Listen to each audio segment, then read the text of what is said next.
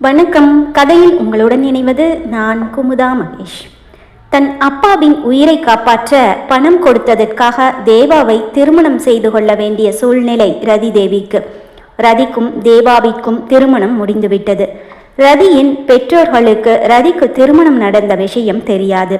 ரதி தாலியை மறைத்து கொண்டு அவள் வீட்டிலும் தேவா எப்போதும் போல அவன் வீட்டிலும் தங்களுக்கு திருமணம் ஆனதை மறைத்து கொண்டு வாழ்ந்து கொண்டிருக்க, தேவாவின் வீட்டிற்கு வரும் ரதி தேவாவும் அவனுடைய அம்மாவும் இருக்கும் புகைப்படத்தை பார்த்து அவனுடைய கடந்த காலத்தை பற்றி தேவாவின் பாட்டியிடம் கேட்டு தெரிந்து கொள்கிறாள். தூத்துக்குடி பக்கத்துல தங்கமலைங்கிற கிராமந்தான் தேவாவோட சொந்த ஊருமா. அப்பா அம்மா 2 பேரும் விவசாயம்தான் பண்ணிக்கிட்டு இருந்தாங்க. தேவாவுக்கு கூட பிறந்த சகோதரனும் இருந்தான். அழகான குடும்பம். ஒருத்தர் மேலே ஒருத்தர் அன்பு வச்சிருக்கிற புருஷன் பொண்டாட்டி. அவங்க அன்புக்கு சாட்சியா 2 பசங்கன்னு கலகலப்பாக இருந்த குடும்பத்தில் யாரு கண்ணு பட்டுதோ தெரியலை.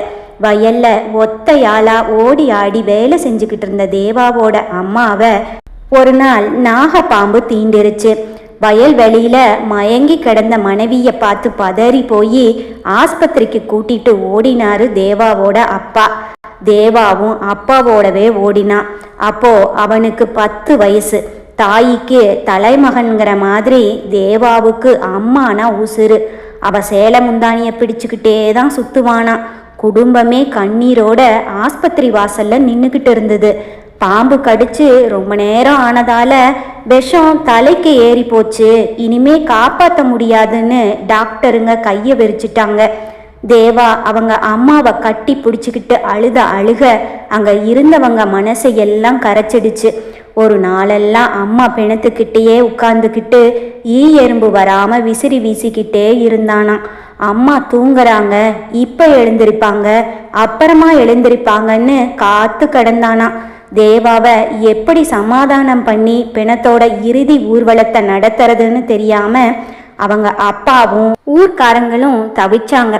சோறு தண்ணி இல்லாம கிறங்கி போய் இருந்த பையன் அம்மா பொணத்து மேலேயே படுத்து தூங்க அவனுக்கு தெரியாம பிணத்தை எடுத்துட்டு போய் இறுதி சடங்கை செஞ்சாங்க. கண்ணு பிடிச்சு பார்த்த தேவா அம்மா எங்கேன்னு கேட்டு ஆத்திரப்பட்டான், ஆர்ப்பாட்டம் பண்ணினான். அவங்க அப்பா கிட்ட சண்டை போட்டான்.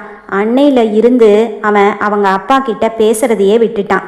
அம்மா இல்லாத உலகம் அவனுக்கு ரொம்பவே விரக்தியா இருந்துச்சு. அம்மாவோட அன்புக்காக தினம் தினம் ஏங்கி ஏமாந்து போன அவனோட மனசு கொஞ்சம் கொஞ்சமா இறுக ஆரம்பிச்சுது. பூ போல இருந்த பிஞ்சு மனசு வெம்பி போய் கோபக்காரனாகவும் சொல் பேச்சு கேட்காதவனாகவும் மாறிட்டான். அம்மாவும் இல்லை, அப்பா கிட்டையும் பேசுறது இல்லை. இந்த மாதிரி சூழ்நிலையில தான் உறவுக்காரங்க எல்லாரும் சேர்ந்து தேவா அப்பாவுக்கு 2வது கல்யாணம் பண்ணி வச்சாங்க.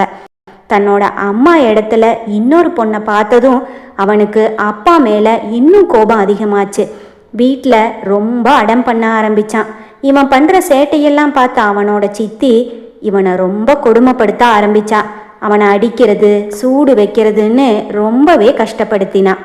இவனும் முரட்டுத்தனமாக இருக்கிறதால அவங்க அப்பா இவனுக்கு ஆதரவாக அவங்க சித்தியை திட்ட முடியாத சூழ்நிலை. இவன் அவங்க சித்திக்கிட்ட அடி வாங்கிறத பார்த்த தேவாவோட கூட பிறந்தவன் ரொம்ப புத்திசாலித்தனமாக நடந்துக்கிட்டான். சித்தி சொன்ன வேலையெல்லாம் செஞ்சான். சித்தி தப்பே செஞ்சாலும் சித்தி சொல்றது தான் வேத வாக்கு, அவ சொல்றது தான் சரின்னு சொல்லி சித்திக்கு ஜால்ரா போட்டுக்கிட்டே அப்பா வந்து கேட்கும்போது தேவா மேலே தான் தப்புன்னு சொல்லி சித்திக்கு பறிஞ்சு பேசி அவன் சித்தி கொடுமையிலிருந்து ரொம்ப புத்திசாலித்தனமாக தப்பிச்சுக்கிட்டான். ஒரு நாள் இவன் சொன்ன பேச்சு கேட்கலன்னு கரண்டியை பழுக்க காய்ச்சி இவனுக்கு சூடு போட அவங்க சித்தி வர, சித்தி கையை பிடிச்சு தடுத்து அந்த பழுக்கு காய்ச்சின சூடான கரண்டியை சித்தி கையிலேயே சூடு போட்டுட்டு அந்த ஊரை விட்டே ஓடி வந்துட்டான் தேவா. அவங்க கிராமத்துக்கு பக்கத்து கிராமந்தாமா எங்கள் ஊர். அங்கே நான் சின்னதாக ஒரு இட்லி கடை வச்சுருந்தேன்.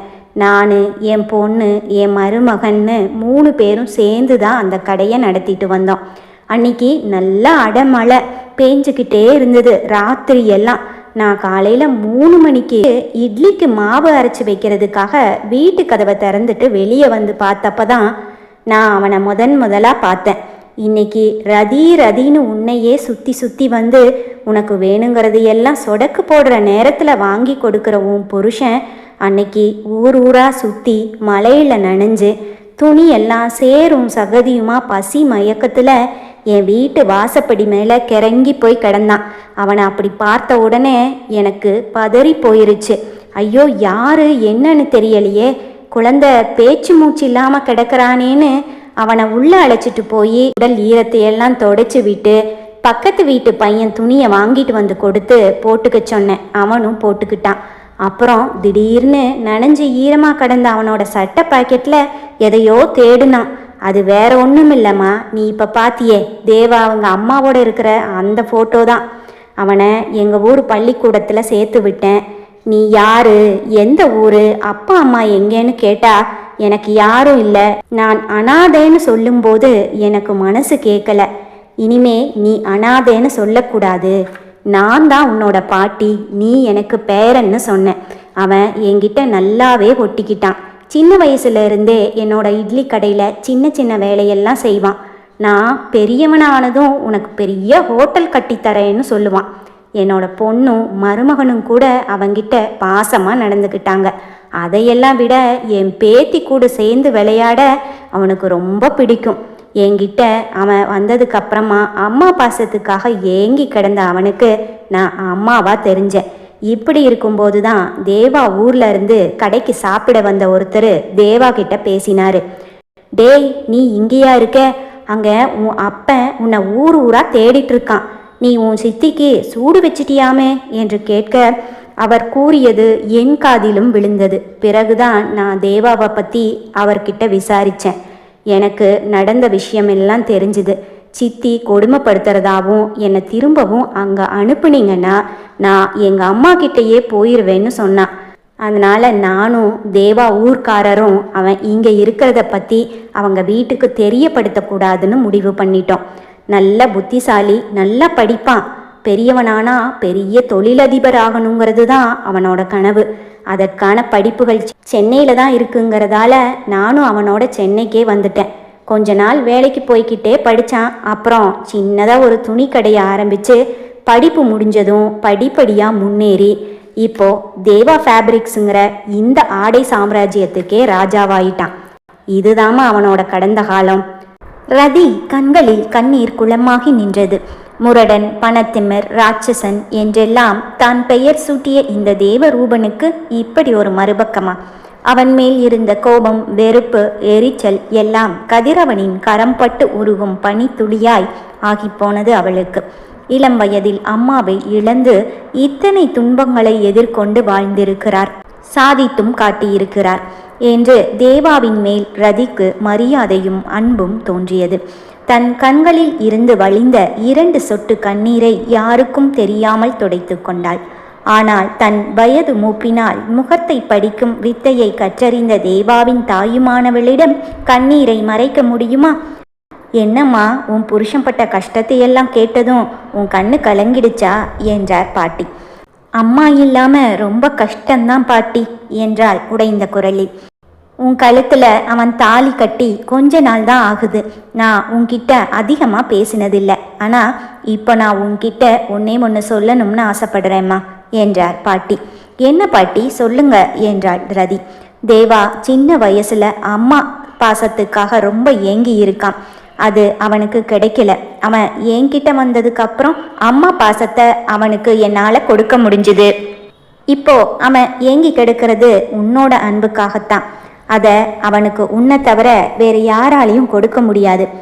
ஏற்கனவே ஒரு இடி விழுந்த அவன் இதயத்தில் இனிமே அது திரும்பவும் நடக்காமல் இருக்கிறது உன் கையில் தாமா இருக்கு. உன்னோட அன்பு அவனுக்கு கிடைக்காம போயிருச்சுன்னா அவன் அப்படியே நொறுங்கி போயிடுவான்.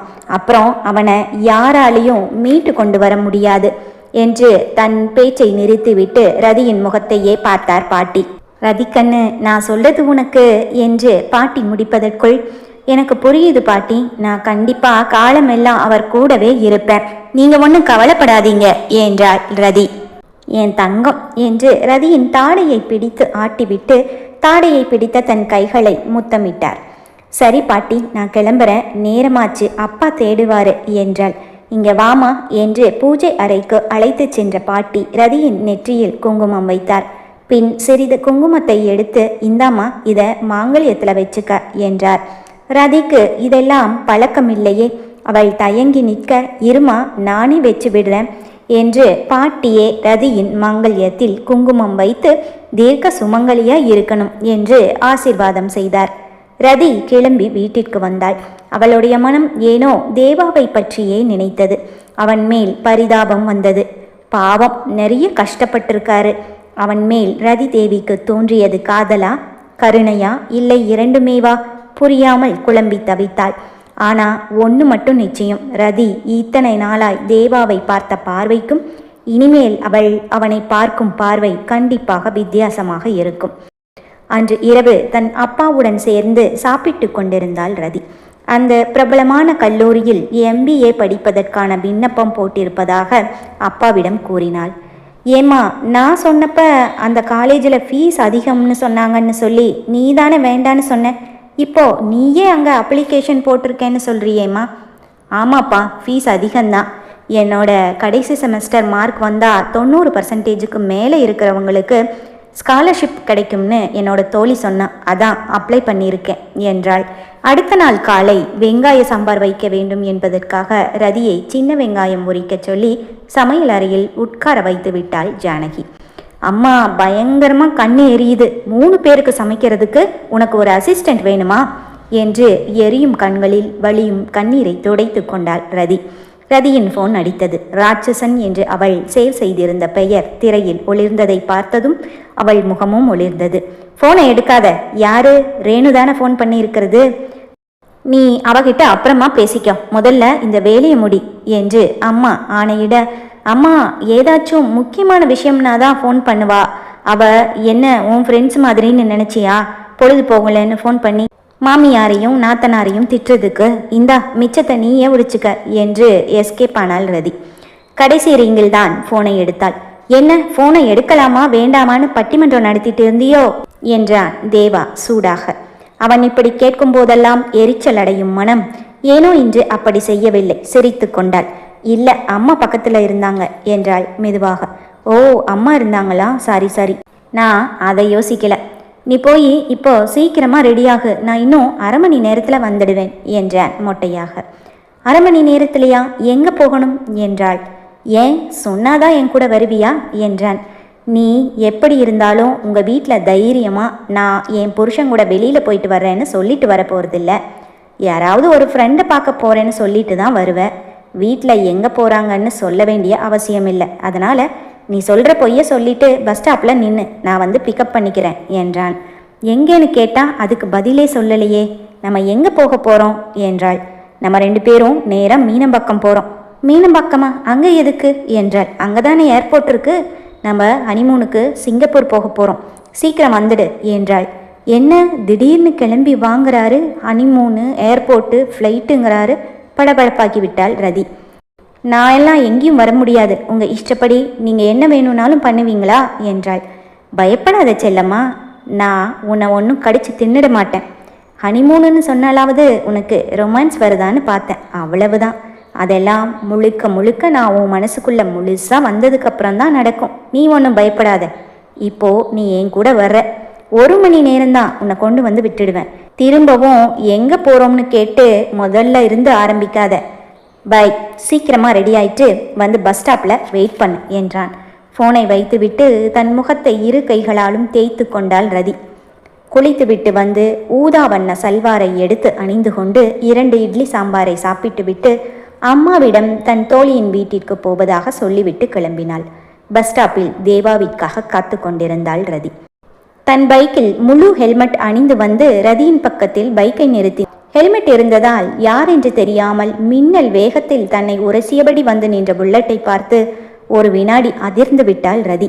ஹெல்மெட்டை கலட்டியபடி தேவா இறங்க நிம்மதி பெருமூச்சு விட்டாள். நான் பயந்தே போயிட்டேன். இப்படிதான் சடன்னா வந்து வண்டியை நிறுத்துவீங்களா என்றாள். நீ பயப்படும்போது எவ்வளவு அழகா இருக்க தெரியுமா? அதுக்கு தான் உன்னை பயமுறுத்தி பார்க்கறதுல எனக்கு சந்தோஷம் என்றான். சரி வா, நேரமாச்சு, போகலாம் என்றான். பைக்லியா என்றாள். இத்தனை நாள் அவள் பார்த்த தேவா காரைத்தான் ஓட்டியிருக்கிறான். இன்றுதான் முதலாய் அவன் பைக்கில் வந்திருக்கிறான். ஏன் பைக்கில் வந்தா என்ன என்றான் அவன். யாராவது தெரிஞ்சவங்க பார்த்துட்டாங்கன்னா அவ்வளவுதான், நான் வரல என்றாள்.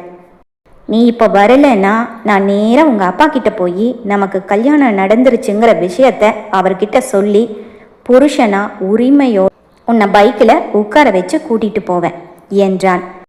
முறைத்தவள் சரி வந்து தொலைறேன் என்று வாயில் முணுமுணுத்து கொண்டே தன் துப்பட்டாவில் முகத்தை கட்டி கொண்டு உட்கார்ந்தாள். அவனை பிடிக்காமல் அப்படியே உட்கார்ந்திருக்க ஒரு சடன் பிரேக் போட அவனோடு ஒட்டிவிட்டாள் ரதி. முதலாக பைக்கில் ஒரு பெண்ணுடன் தேவா, அதுவும் அந்த பெண் அவனுடைய மனைவி. அவன் சந்தோஷத்திற்கு அளவே இல்லை. காற்றில் தன் கேசம் களைய ஆனந்தமாக பைக்கை ஓட்டினான். ரதிக்கும் இது ஒரு புது அனுபவமே. அவளும் இதுவரை தன் அப்பாவை தவிர வேறு எந்த ஆணுடனும் வண்டியில் உட்கார்ந்து சென்றதில்லை. ஒரு முறை அவன் பிரேக் போடும்போதும் இரும்பாய் இறுகி போயிருந்த அவன் மேனியில் பூப்பந்தாய் அவள் உரசுவது வண்டி சாலையில் ஓடுவதற்கு பதிலாய் பறப்பது போல இருந்தது அவனுக்கு. சும்மா பிரேக் போடாதீங்க, என் இடுப்பே போச்சு, கொஞ்சம் மெதுவாக போனாதான் என்ன என்றாள் ரதி. அவள் பேசுவது அவன் காதில் விழவே இல்லை. ஏனென்றால் அவன் இருந்த உலகமே வேறு. போக வேண்டிய இடத்திற்கு வந்ததும் பைக்கை நிறுத்தினான் தேவா. வண்டியிலிருந்து இறங்கிய ரதிக்கு ஆச்சரியத்தில் கண்கள் விரிந்தது. அவள் MBA படிப்பதற்காக அவன் அப்ளிகேஷன் வாங்கிய அந்த பிரபலமான கல்லூரியின் வாசலில்தான் அவர்கள் இருந்தார்கள். அந்த கல்லூரியை ஆச்சரியமாக பார்க்கும் அவளையே புன்னகையுடன் ரசித்து பார்த்து கொண்டிருந்தான் தேவா. பின் அவன் பக்கம் திரும்ப அவன் வேறு பக்கம் தன் பார்வையை திருப்பிக் கொண்டான். என்ன பேசுவது என்று தெரியாமல் அவனையே ஆழமாக பார்த்து கொண்டிருந்தாள் ரதி. அவனோ கல்லூரிக்கு செல்லும் பெண்களை பார்த்து கொண்டிருந்தான்.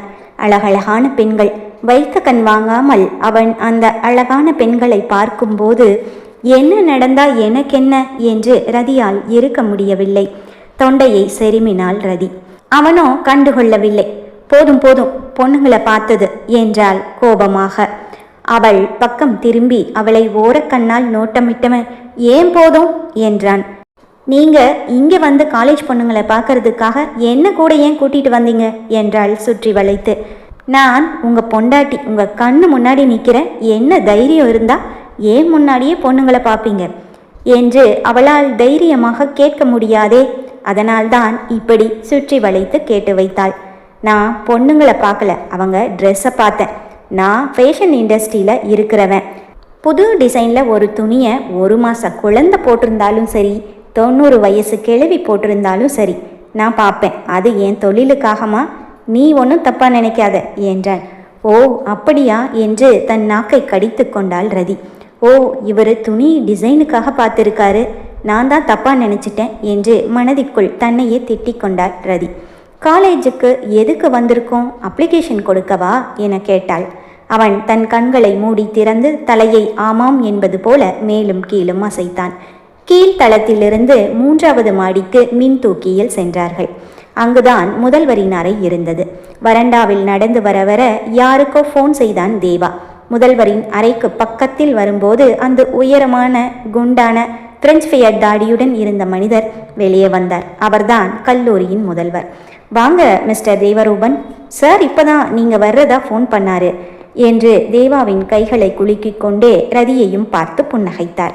வாங்க என்று முதல்வர் அறைக்கு அழைத்து சென்று அமரச் செய்தார். என்ன சாப்பிட்றீங்க, காஃபி, ஜூஸ் என்றார். அதெல்லாம் ஒன்றும் வேண்டாம், தேங்க்யூ என்றான் தேவா. அப்ளிகேஷனை கொடுங்க என்றார். தேவா தன் கையில் இருந்த ரதியின் விண்ணப்பத்தை அவரிடம் நீட்டினான். அவர் உங்கள் ஒய்ஃபுக்கு தானே அட்மிஷன் என கேட்க, ஆமாம் சார், இவங்க மிஸ்ஸஸ் ரதி தேவி தேவரூபன் என்றான். உங்களுக்கு சீட்டு கன்ஃபார்ம் பண்ண சொல்லி கரஸ்பாண்டன்ட் சார் ஏற்கனவே சொல்லிட்டாரு. நீங்கள் இன்னைக்கு பாதி ஃபீஸை பே பண்ணிவிட்டு அட்மிஷன் ப்ரொசீஜரை இனிஷியேட் பண்ணிடுங்க. அப்புறம் இவங்க ஃபைனல் செமஸ்டர் மார்க்ஸ் வந்ததுக்கப்புறமா ஒரிஜினல்ஸை எடுத்துகிட்டு வந்து வெரிஃபை பண்ணிவிட்டு மீதி ஃபீஸை கட்டி அட்மிஷனை கன்ஃபார்ம் பண்ணிக்கலாம் என்றார். பிறகு அவர்கள் இருவரும் தேவாவின் தொழில் விஷயங்களை பற்றி சில நிமிடங்கள் பேசிக்கொண்டிருந்து விட்டு ஆஃபீஸுக்கு சென்று அவர் சொன்ன முறைப்படி அட்மிஷன் ப்ரொசீஜரை செய்தனர். பிறகு தேவா ரதிக்காக காலேஜ் ஃபீஸை கட்டினான். ரதியோ அவனுக்கு கணவன் என்று முழு உரிமை கொடுக்காமல் அவனை சற்று தூரத்திலேயே நிறுத்தி வைத்திருக்க, தேவா அவளுக்காக இவ்வளவு பெரிய தொகையை கல்லூரி அட்மிஷனுக்காக செலவு செய்வது அவளுக்கு கொஞ்சம் தர்ம சங்கடமாகத்தான் இருந்தது. எங்கள் அப்பாவுக்கு நீங்கள் செலவு செஞ்ச பணத்தோடு சேர்த்து இதையும் கணக்கு வச்சுக்கோங்க, நான் படித்து வேலைக்கு போனதும் உங்களுக்கு வட்டியோட திருப்பி கொடுத்துடுவேன் என்றாள். பாருடா, படிச்சு வேலைக்கு போய் வட்டியோட என்கிட்ட வாங்கின பணத்தை நீ திருப்பி கொடுத்துடுவ என்றான். ஆமாம் என்று ரதி தலையசைத்தாள். கண்டிப்பா நான் உனக்கு கொடுத்ததுக்கு வட்டியும் முதலுமா வசூல் பண்ணிடுவேன், அது வேறு கணக்கு என்று கூறி தேவா அவளை பார்த்து கண்ணடிக்க ரதி தலையை குனிந்து கொண்டாள். இவர் அப்படி ஒன்றும் மோசமானவர் இல்லையே, அப்பாவுக்கு இவரை ஏன் பிடிக்காமல் போனது? பெண் பார்க்க வந்த பொழுதே இவருடன் திருமணம் நிச்சயமாகி இருந்தால் எவ்வளவு நன்றாக இருந்திருக்கும். எத்தனை அன்பு, பாசம், காதலை கொட்டுகிறார். இப்படிப்பட்டவரிடம் ஒரு மனைவியாக உரிமையாக நடந்து கொள்ள முடியாமல் போனதே என்ற ஏக்கம் ரதிக்கு மெல்ல மனதில் எட்டி பார்த்தது. அப்போ இந்த காலேஜில் எனக்கு அட்மிஷன் கன்ஃபார்ம், அப்படித்தானே என்றாள். அஃப்கோர்ஸ், ஃபைனல் செமஸ்டர் ரிசல்ட் வந்ததும் ஒரிஜினல்ஸை கொண்டு வந்து காட்டிட்டு மீதி ஃபீஸை கட்டணும் என்றான். சரி, நான் காலையில் லைட்டாக தான் சாப்பிட்டுட்டு வந்தேன், லேசாக பசிக்கிற மாதிரி இருக்குது, மணி 12 ஆயிடுச்சு, ஏதான் சாப்பிட்டுட்டு போகலாமா என்றான். இப்போதெல்லாம் ரதிக்கு அவனுடன் நேரம் செலவிட தோன்றுகிறதே. அவனே கேட்கும்போது வேண்டாம் என்று எப்படி சொல்வாள்? ஓகே போலாம் என்றாள். அவன் பிரெட் சாண்ட்விச் சொல்ல ரதி ஒரு ஜூஸ் மட்டும் வாங்கி கொண்டாள். தேவா பசிக்கிறது என்று சொன்னாலும் உணவு வந்ததும் முதல் வாயை ரதிக்கு ஊட்டினான். அவளும் மறுப்பேதும் சொல்லாமல் வாங்கி கொண்டாள். அவள் மெதுமெதுவாக தன்னை நேசிக்க ஆரம்பித்து விட்டாள் என்பது தேவாவுக்கு புரியாமல் இல்லை. அதுவே அவனுக்கு மனது நிறைந்த சந்தோஷம். ரதி, சீக்கிரம் நம்ம விஷயத்தை பற்றி உங்கள் வீட்டில் பேசிடு. வீட்டுக்கு தெரியாமல் நம்ம கல்யாணம் பண்ணிக்கிட்டதை மூடி வைக்கிறது நிறைய பிரச்சனைகளை உருவாக்கிடும். ஒரு நாள் நல்லா ஜோனு மழை, நான் மழையில் நனைஞ்சு துணியெல்லாம் சேரும் சகதியுமாக தான் பாட்டிக்கிட்ட வந்து சேர்ந்தேன். பாட்டி எனக்கு கிடைச்சாங்க. பல வருடங்களுக்கு அப்புறமா அதே மாதிரி மழையில் என்னால் உன் மேலே சேறுபட்டு அந்த சேரை நீ ஏன் துணியில் பூசிவிட்ட. அப்போ தான் நீ எனக்கு கிடைச்ச. இந்த மழை, சேறு, சகதிக்கும் எனக்கு மனசுக்கு நெருக்கமானவங்க கிடைக்கிறதுக்கும் ஏதோ கனெக்ஷன் இருக்குன்னு நினைக்கிறேன். எந்த ஒரு காரணத்துக்காகவும் என்னால் உன்னை இழக்கவே முடியாது. என்னோட உயிர் நீ. சீக்கிரம் நம்ம விஷயத்தை பற்றி பேசிடு. இல்லை உனக்கு பயமாக இருந்தால் சொல்லு. நான் வேணும்னா உங்கள் வீட்டுக்கு வந்து உன் மேலே எந்த தப்பும் இல்லை, நான் தான் என்னை கல்யாணம் பண்ணிக்கிட்டாதான் ஆஸ்பத்திரி செலவுக்கு பணம் கொடுப்பேன்னு சொன்னேன்.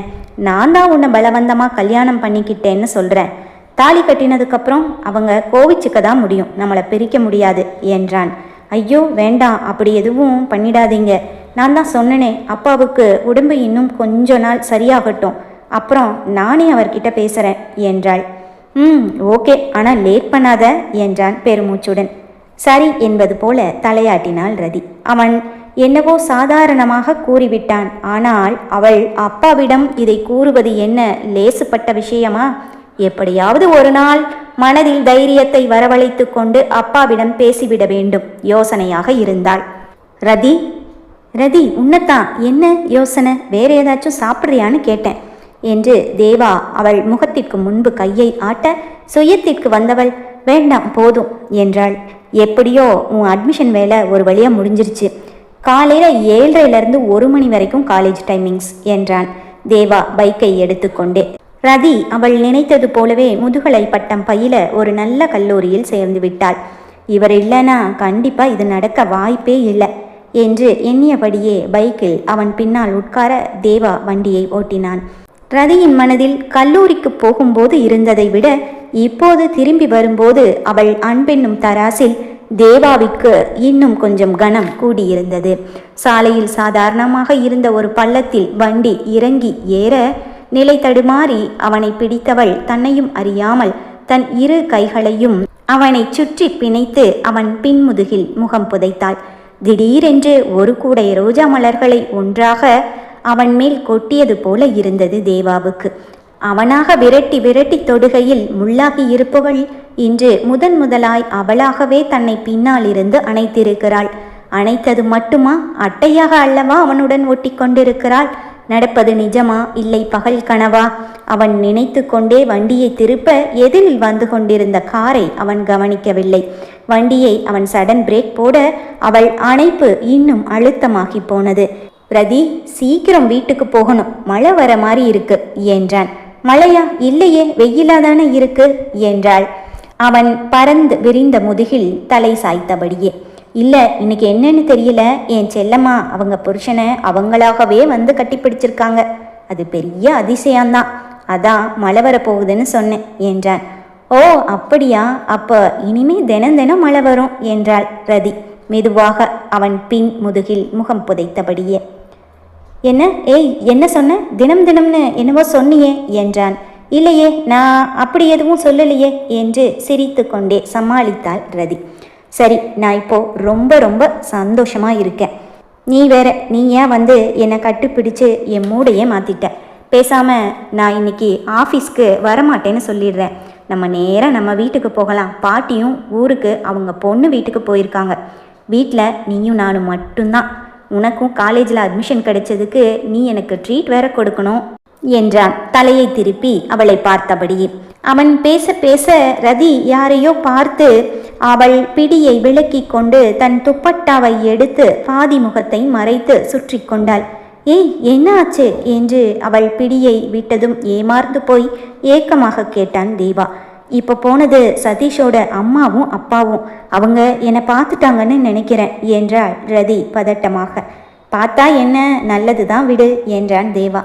வண்டியை ஒரு நிமிஷம் ஓரமாக நிறுத்துங்க. அந்த ரதி பொண்ணு யாரோ ஒருத்தனோட பைக்கில் கட்டி பிடிச்சிக்கிட்டு போகிற மாதிரி தெரியுது என்றார் சதீஷின் அம்மா.